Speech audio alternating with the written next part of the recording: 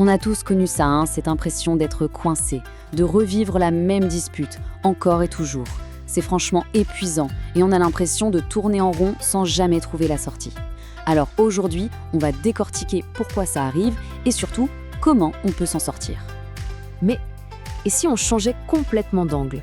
Si le sujet de la dispute, que ce soit l'argent, les tâches ménagères, la belle famille, peu importe, si tout ça, en fait, ce n'était que le symptôme de quelque chose de beaucoup plus profond.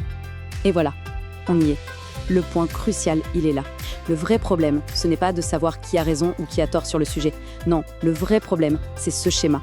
Cette espèce de chorégraphie destructive et super prévisible dans laquelle les partenaires s'enferment à chaque fois. L'objectif, c'est donc de donner les clés pour sortir de cette boucle infernale. Il s'agit d'apprendre à modifier ses propres réactions, ses propres pas de danse, pour transformer toute la dynamique du conflit. Une petite précision avant qu'on continue. Tout ce qui suit est à but informatif. Bien sûr, pour des situations personnelles complexes, le mieux est toujours de consulter des professionnels qualifiés. Allez, on plonge dans le vif du sujet. D'abord, il faut vraiment comprendre la nature de ce piège dans lequel tant de couples tombent, souvent sans même s'en rendre compte. On pourrait appeler ça les sujets toxiques. Ce sont un peu les champs de mine d'une relation. On les connaît par cœur, pas vrai ? Dès que le sujet est sur la table, on sait déjà exactement comment la conversation va déraper et comment elle va se terminer. Et c'est rarement bien. Et ce cycle, il est vraiment implacable. Prenons un exemple classique, un achat imprévu. Hop, ça déclenche la dispute habituelle sur les finances, on se crie dessus ou on se boude, rien n'est jamais vraiment résolu. Et qu'est-ce qui se passe ? Une nouvelle couche de ressentiment vient s'ajouter à la pile. Et bien sûr, on recommence à la prochaine occasion. Et c'est là que ça devient fascinant. C'est une idée un peu paradoxale, mais tellement vraie. En essayant à tout prix de gagner l'argument, de résoudre le problème sur le fond, on ne fait qu'alimenter le vrai problème, l'interaction conflictuelle. La tentative de solution devient elle-même le poison. Du coup, la question qu'on doit se poser est la suivante. Si l'argent ou les corvées ne sont que des prétextes, quelles sont ces forces invisibles qui transforment une simple discussion en un véritable champ de bataille ? Ok, passons à la deuxième partie. On va aller voir ce qui se cache sous la surface, sous le niveau de la conversation. On va parler des vrais moteurs de ces schémas destructeurs.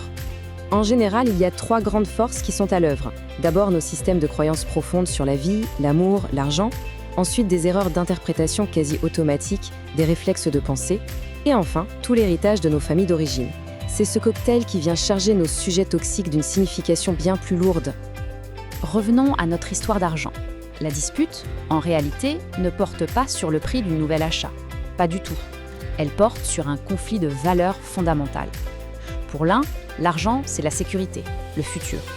Pour l'autre, c'est la liberté, les expériences à vivre maintenant. Du coup, chaque dépense est vue à travers ce filtre et ça transforme un simple désaccord financier en une menace existentielle pour ses valeurs les plus profondes. Et voilà comment une petite phrase en apparence anodine, comme « Tiens, t'as encore acheté ça ?» n'est plus entendue comme une question sur un budget, mais comme une attaque. « Tu mets notre sécurité en danger » ou « Tu m'empêches de vivre ma vie ». Et là, forcément, la discussion déraille complètement. Bon, maintenant qu'on a un peu mieux cerné le problème et ses racines, voyons comment on peut s'en sortir. La solution, elle est à la fois très simple dans son principe et, en même temps, incroyablement difficile à mettre en place. Elle commence par soi-même. C'est la vérité fondamentale, le point de départ de tout. Toute tentative de vouloir changer l'autre est non seulement vouée à l'échec, mais elle ne fait qu'attiser le conflit. Le seul vrai pouvoir qu'on a, c'est sur nos propres actions, nos propres réactions. Une dispute à répétition, c'est vraiment comme une danse très bien rodée. Chaque partenaire connaît par cœur les pas de l'autre. Mais imaginez si l'un des deux change soudainement un pas. L'autre est obligé de s'ajuster, de réagir différemment. La danse ne peut plus être la même. Le schéma est cassé.